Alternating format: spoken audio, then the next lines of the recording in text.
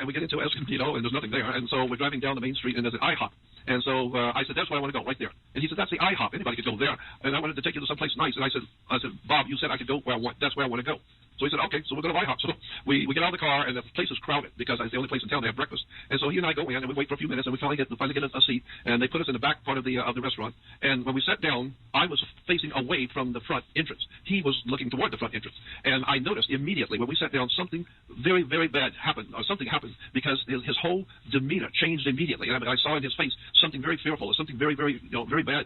And I said to him, Bob, what's wrong? And he didn't even hear me. And I tapped him on the arm, and I said, Bob, what are you looking at? What's wrong? And he said, there is the old Native American man sitting right there, and there is my contractor friend 2 seats down from him. There's both of the people I just told you I wanted to see, and but goddamn, if they're both sitting right here in the restaurant in Escondido, and I would never have seen them had you not demanded to come here. He said, and he couldn't believe. He said, how do you do that? I just got through telling you who I wanted to see, and there they both are. So I don't know. What a shocker. Well, no coincidences, eh? No, I don't think so. Not with the right people involved, anyhow. You're right. Then let's see. There was a couple. So did he go over and talk to these people? Yeah, he did. Yeah. He got up quickly, went over to talk to them, and I think that if I remember right, he's pretty much stayed over there between the two of them, back and forth, back and forth. Well, understandable. Yeah, absolutely. And so, well, that was very nice of you to make that introduction again. Yeah, because I have no idea in the world how it worked. And then on the way back to San Diego, we were talking about. He was saying, "Who are you?" He said, "Every time I'm around you, strange things happen, and it's kind of like there's a vortex of strangeness around you." And he said, Bob Lee said to me as we were going home, he said, "There's some kind of a vortex that's spinning around you. I feel that's my thought." And he said, "It's like a swastika. The sun is swirling around, and I kind of see the vortex around you like a swirling sun or a swirling swastika or something like that around you." And then he said to me, "There's something strange about you." And then he said to me, "Where were you born? Where did you come from? Where were you born?" I said, "Oh, I was born in Pensacola, Florida. It's a big Navy town." And, "Oh, okay." So then when we got home, he said, "Let's go out to a movie tonight." So I said, "Okay." So we came by that evening, and we go out to the movie, and what he wanted to see was Contact with Jodie Foster. And so he and I are at the movie, and we were talking about what had happened today. And so when the movie starts, first of all, there's a little girl. When Jodie Foster was supposed to be a little girl, she was in her bedroom talking to someone. And this whole movie is about contact and about aliens and a lot of life forms and other worlds. And so she's on her handset, and her father comes into the bedroom in the movie, and he says to her, "Who are you talking to?" And she said, "I'm talking to my friend in Pensacola, Florida." And he looks at me and shakes his head, because that's where I'm from, is Pensacola. And that's in the movie. She said, "The little girl said, I'm talking to my friend in Pensacola." And then later on in the movie, not too long after that, it shows the laboratory where they're picking up a signal from outer space. And so they go right over to the computers and flip on the screen to see what they're hearing and see what they can see. And they begin to see some kind of a strange vortex. If you remember in the movie, there's a strange vortex of some kind. And as they begin to focus in on it, it then becomes very obvious what it is. It's a swastika.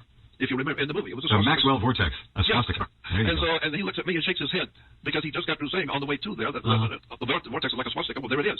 And then I told him I'm from Pensacola, and that's what she's talking to, is Pensacola. So very funny. Very interesting. Yep. You mentioned the swastika and vortex in the same sentence. Very few people think of the swastika in a vortex sense, but when you look at it, think about it, it's right there. I don't know why people miss it. That's exactly what it is. We've been so damn conditioned to see it as right angles and nothing moving and this rigid symbol. No, it's a symbol in motion. It's a vortex. Yeah, that's right. It is. And like you said, most people never even think that far. No. Because you have to be trained in symbolism to pick up on things like that. We're trained about the swastika, but it's not in the vortex sense. It's the old Adolf Hitler evil Nazi thing. That's all people think about. But look at it as just an artistic or a cosmic symbol, which is really how it started out as eons ago. This has been around a long time. And what a lot of people don't know about the swastika, one of the Army's larger divisions used the swastika as its emblem in the beginning of World War II, and they had to drop it. No doubt about it. You're right. Another strange experience. I went on Tom Leykis' show in Los Angeles. He had a major show in L.A. back in '89, and so his producer called and asked if I would, do a live interview, come down to the station and be on with Tom Leykis. They had seen my first video, and so I went down and so I went on Tom Leykis' show for an hour, 90 minutes, whatever it was, and I got after the program was over, I got phone calls, of course, and I gave my telephone number, and so I got a phone call from a guy who said he was a producer in New York on ABC Network, and he wanted me to come to New York to do a show with what was the guy's name? Can't remember his name right now, but I'll think of it in a minute. And so I was supposed to go to New York to be on this radio show in ABC New York, and so I did. And a talk show. It was what was his name? He was Bob Grant. Bob Grant. Okay. I was on Bob Grant's show. And they flew you to New York to do this. That's interesting. Yeah, they just put you on the phone. Yeah, and so no, he wanted me there in studio. So I flew back, but I was up for a couple of days trying to prepare, because I've never done anything this big, New York, ABC New York. Sure. And so I was scared to death, but but it was part of who I am and what I do. So I got ready. Well, I had to take a red-eye flight and got there about 5 o'clock in the morning into New Jersey at an airport.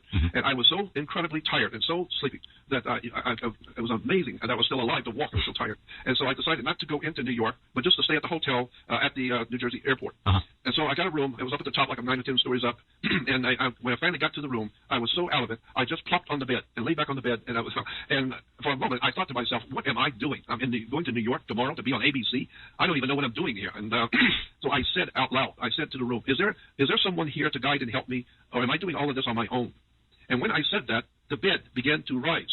And I sat up quickly, because as tired as I was, when your bed starts to pick up and float in the air, you sit up quickly. And I was amazed that the bed was starting to float around the room. And I started going near the window, and I started to crawl to the edge of the bed, because I figured, if this bed breaks that window and goes out the window, I'm off the bed, that's for sure. And so it got right up to the window, and then it turned around and began to float back toward the bathroom, and then it turned around slowly but surely and came back to rest exactly where it was. How far off the ground did it get, Jordan? How far? A foot off the ground? Maybe two. Because it was great. I was pretty close to the ceiling. And so as it moved around the room, I was absolutely shocked. I was in shock. I cannot believe this bed is moving around the room. But when it finally came back and sat down, I remember distinctly.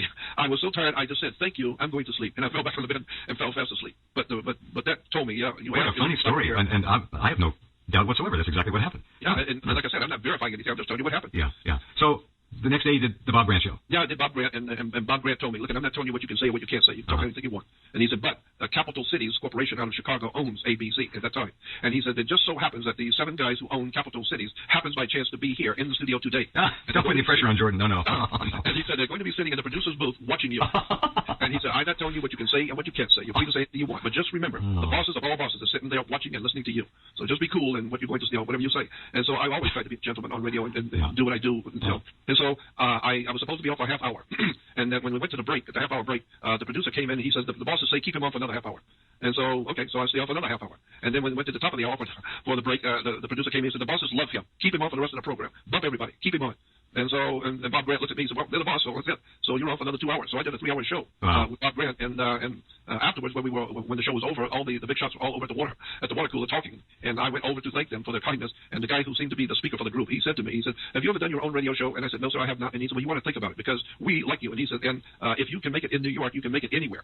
If New York doesn't like you, you need to go back and get a job. But if the people of New York like you, and he said, we're getting phone calls as far away as Georgia wanting you to do radio with other people. He said, so you've done pretty well for yourself for the first time on the network. And so, that's where it went, and I was very happy about that. And Bob Grant was very nice, but that was something I was not expecting as a floating bed to let me know there was somebody there with me. I don't know which is more amazing, the floating bed or conquering ABC radio like that, with God in the control room staring at you.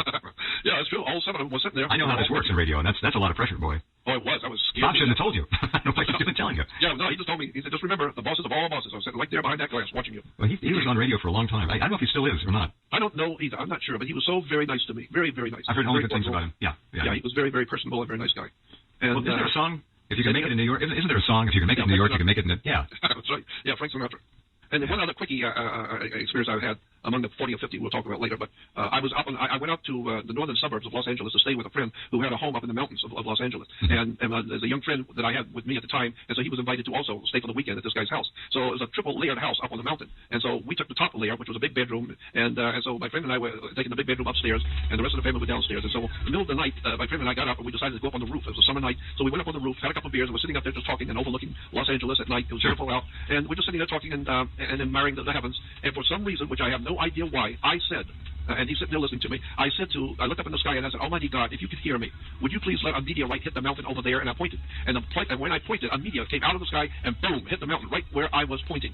And all the lights on the mountain, all the lights came on. People went, what in the hell was that? It hit the mountain so hard. And it was a huge meteor. And exactly where I pointed, exactly where it hit. Well, a couple ways to look at that. A wish fulfilled or precognition of an event about to happen. Yes, yeah. And I don't know which. And I'm not verifying anything. I'm just telling you what happened. I don't know how it happened.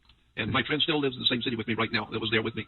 He's right here in the same town I am. And we've talked about that. And he's asked me, how in the world did you do that? And I said, I don't even know what it is I did.